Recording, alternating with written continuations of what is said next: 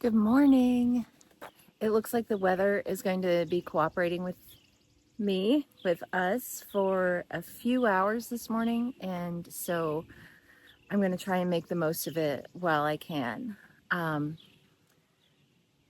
Truth is, I'm feeling pretty overwhelmed. The summer feels like it's starting to really get away from me. And I have so many things that I need to work on, so many jobs, so little time. But I'm going to start off with a little bit of good news. I'm going to flip this around. Okay, so hollyhocks have a bit of a situation. Um, I, okay, where to begin? So I came through and I staked them after our massive storm the other day, and that was going okay, but now, like, the stakes are falling over. So I'm going to have to redo that. We've got a bit of a handle on the Japanese beetle situation. But this is okay. So this is one. Look at these box elder bugs.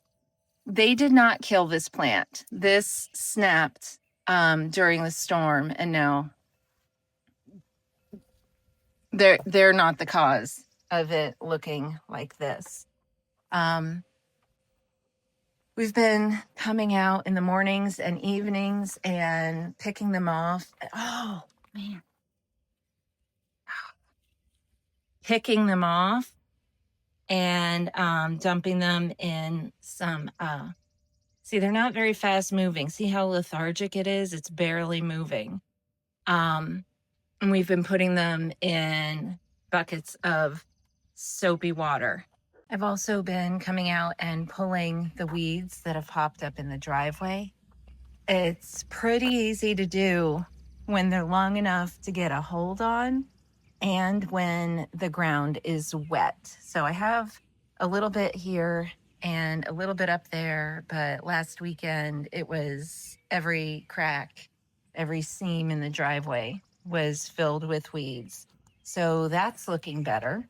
So starting off with good news, I've got more plants to plant.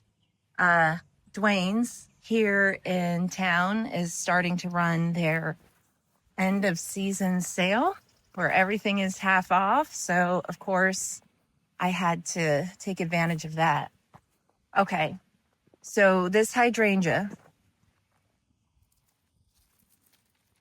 I still feel like it's going to survive. I'm going to remove the dead leaves, but it's going to be okay. I know it looks terrible. But, sometimes we just have to power through and it'll be fine. The center island here is doing great.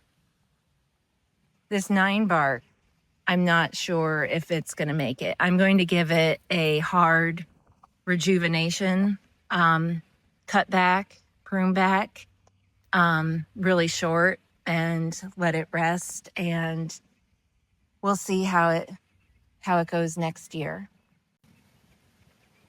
It's starting to achieve this cottagey meadow look that I absolutely adore.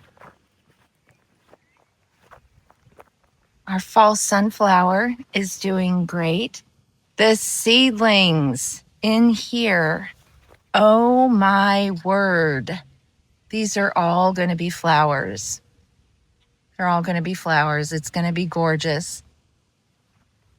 Everything is looking really healthy down here. Some of the plants up here are struggling, but up here, this is the section that has the really poor soil.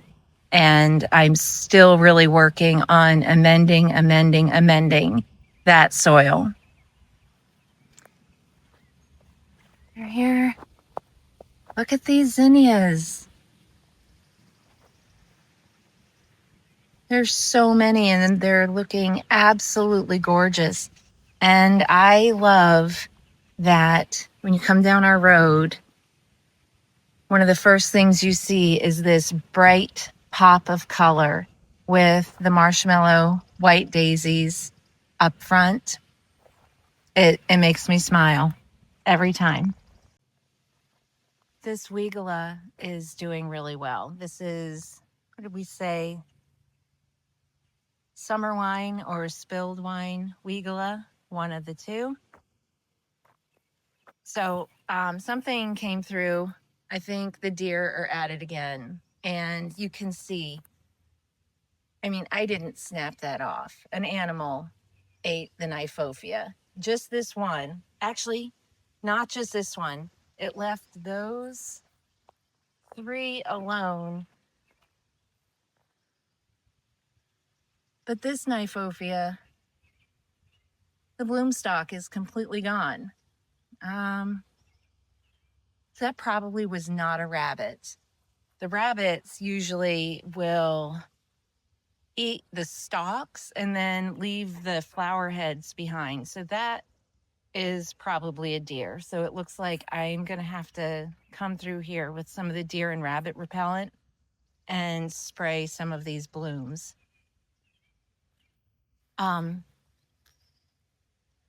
Here, these, I have 1, 2, 3, 4, 5 mums that aren't going to be blooming until fall.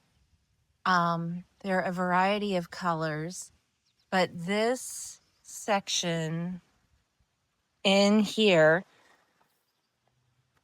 which is just to the side of this arch, this is the section that I'm going to really focus on pulling the weeds today.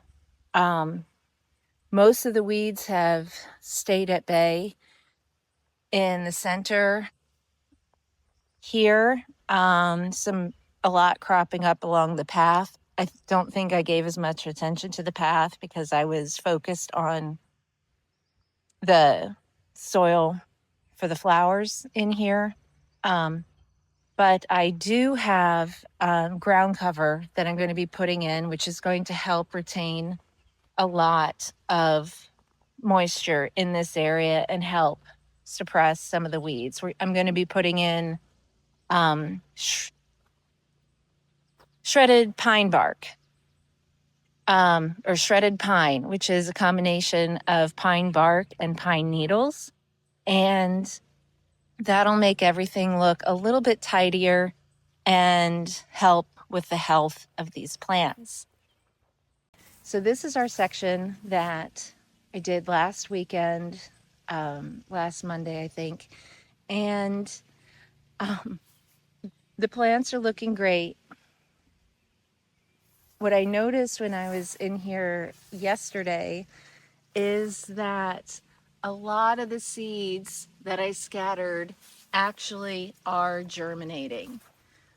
So it feels like, of course, you know, after I went ahead and planted some established perennials in here, then my seeds are going to germinate, but I'll take it. Some of these in the back, I'm pretty sure are, sorry, I'm trying not to step on anything. Some of these, I'm pretty sure are annuals. Those, the tall ones here, I think are straw flower, maybe some cosmos. So not all the seeds that came back here were perennials. So hopefully I'll continue to have even more blooms before the end of summer.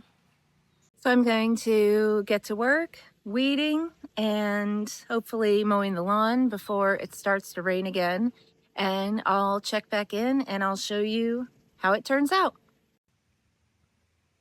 I'm making good progress, exposing a lot of the soil in through here, all the way down to this section. And so things are coming along nicely. I cut back this 9 bark and I'm working on defoliating the dead leaves off this hydrangea. I think I may actually give this a hard cut back as well. And then this caught my attention here. Look at this dahlia. So looking at the camera, it's looking very red, but in person, sorry, my hands are filthy, gardening, it's very dark. It's very, very like dark purple with like these hints of, it's like burgundy.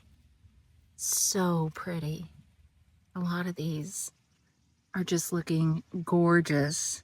I know I come into the garden and the things that start to catch my eye immediately are the things that I really need to work on, the things that need my help.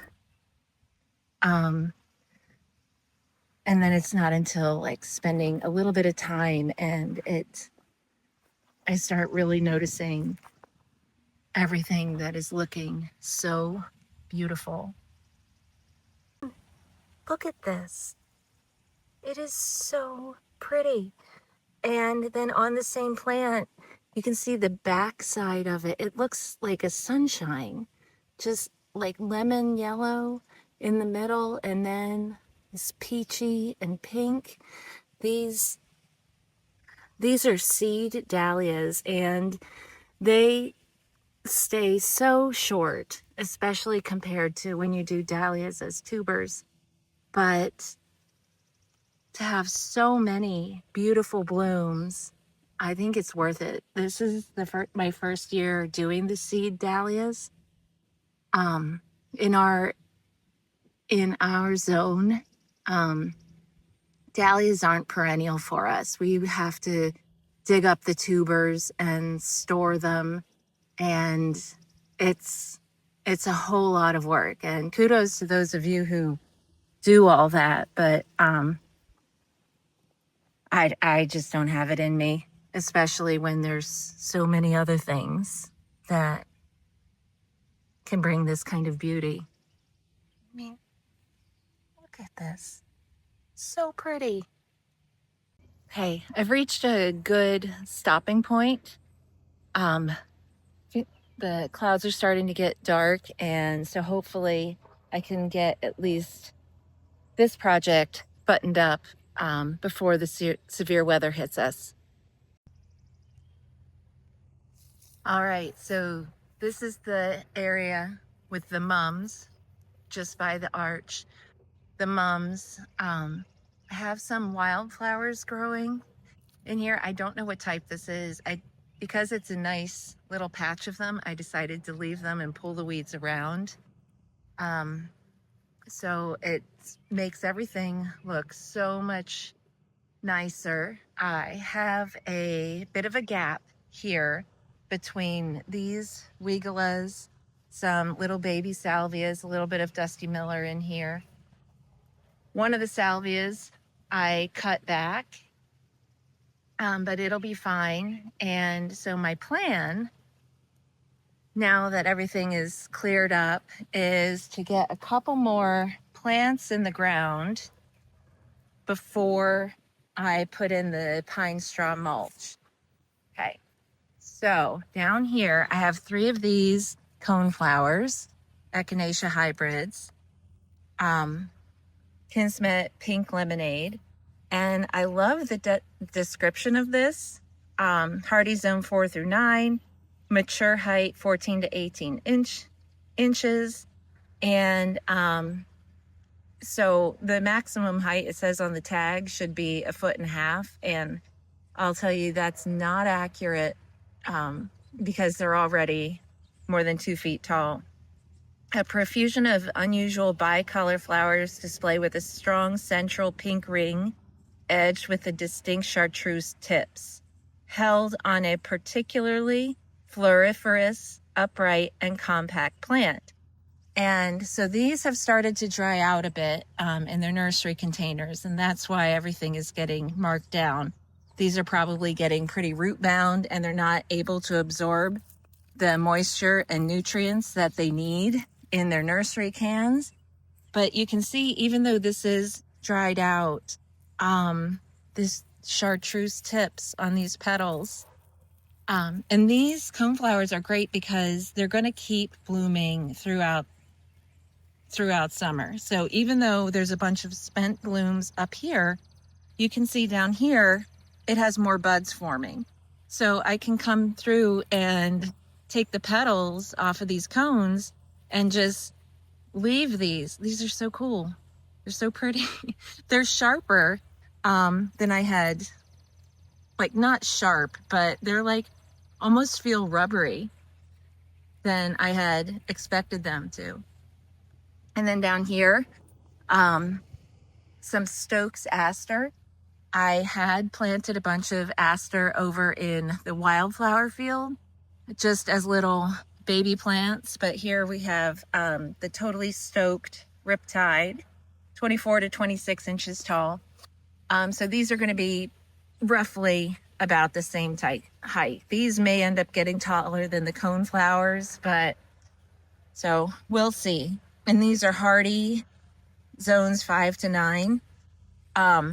We're technically in zone 6A, but I garden like I'm a zone 5.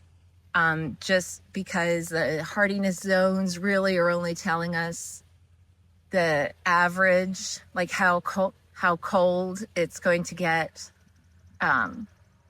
through the winters over a 10-year average.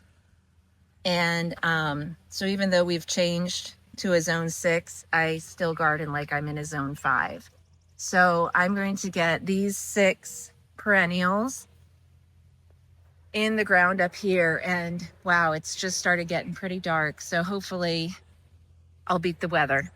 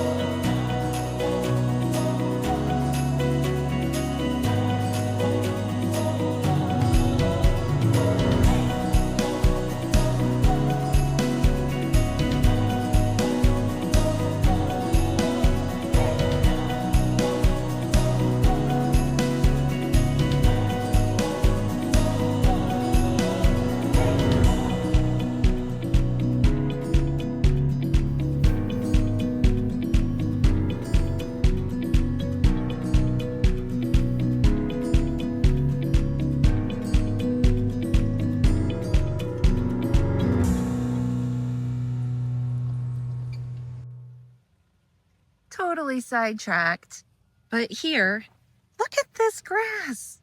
It is gorgeous.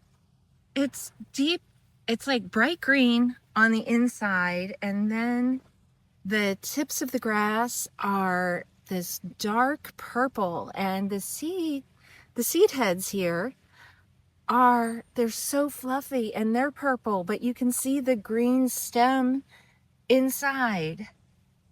I believe this is an annual for us in our zone, but wow. I mean, I absolutely love it. This was not blooming at all the other day, or even I think yesterday. I think it's just today that these have popped out and they're so fluffy. Okay, so this definitely looks a lot better. Well, it kind of looks a little messy right now. There's some areas where it's on a little thicker than others. But also I think I think the rain and when I water them is going to kind of press down the needles a little bit. So I'm really hopeful that this is going to be a good solution. Probably by next year, the year after, these perennials are going to have grown so much that we're not going to be seeing the bare soil. We're not going to be seeing the needles. But because the box elders are just thriving in the mulch, I really didn't want to put down any more wood mulch. It just hasn't been a good option for me. And so this hopefully will help the garden thrive. All right, now I just have to pick up my stuff so that I'm not leaving any tools out here in the garden. This is a job that took about 4 hours of weeding and planting the perennials and laying down the pine straw mulch. And it was exhausting, but it feels really good because this is a big transformation today, at least in this section of the garden, and I feel really good about it. And so, yeah, thank you for stopping by, and we'll see you next time.